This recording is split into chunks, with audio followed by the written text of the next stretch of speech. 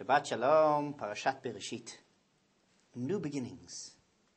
It has been a year since I've had the unbelievable merit and pride and joy of learning Torah together with you. Let us start a new cycle of learning the Torah with new, innovative thoughts and ideas. Let us share the power of the Torah together. The Torah starts off with the fascinating word, Bereshit bara Elokim et hashamayim v'et haaretz. In the beginning, Hashem created heaven and earth. Indeed, it is this translation that has been the source of great confusion in missing the essence of the entire beginning of the Torah. The translation is all wrong. It is not in the beginning. It is rather translated as the beginning. I shall explain in a moment. Rashi, in his first Rashi on the Torah, tells us an amazing thing. He quotes Rabbi Yitzchak as saying, why did the Torah start from this juncture point?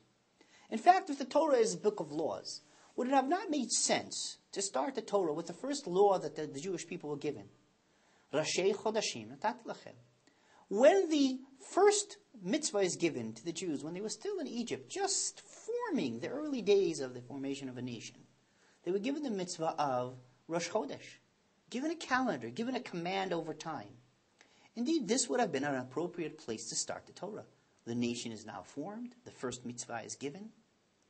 Comes Rabbi Yitzchak and says a bizarre answer. He says, well, if the Torah did not start from the beginning, then the nations of the world would have come and say to us, oh, you are thieves. You stole the land of Israel.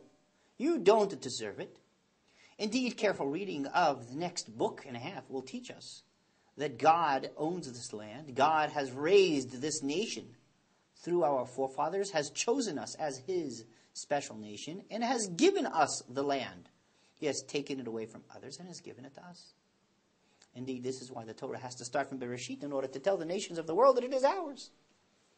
Well, the famous question, of course, is, which nation cares about what it says in the book?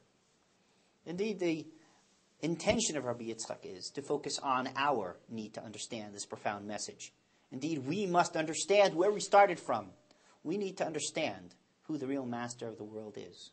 But I believe there is also a deeper and profound message here.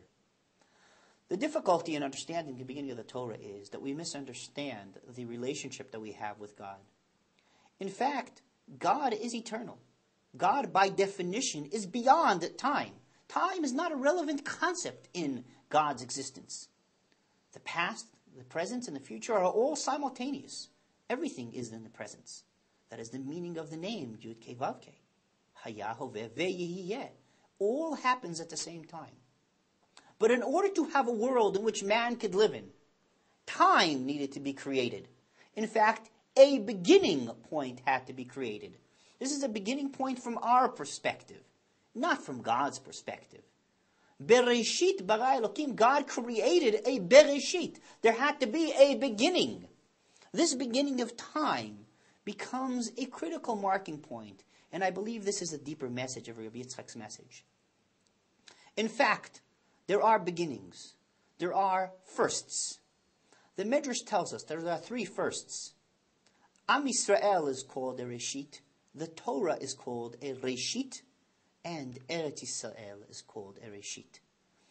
This three-pronged relationship, the people, the Torah, and the land, come together from the beginning.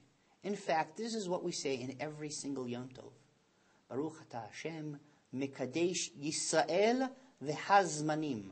The sanctification of time teaches us to recognize that we live in a world that God has created for us. This world that he's created for us involves two major components that we must embrace. The Torah and the land. Together, the people, the Torah, and the land forge together to create the sanctity of time, the sanctity of place, and then the sanctity of man. This is how we open the doors to understanding the Torah that is before us. We will take a journey through the formation of our people. We will learn together to appreciate all the amazing gifts that Kadosh Baruch Hu gave us as we take lessons to our future, to our own very own future, to sanctify our people, to embrace the Torah, and to do all that we can to sanctify and embrace and build the land that he has given us. Shabbat Shalom.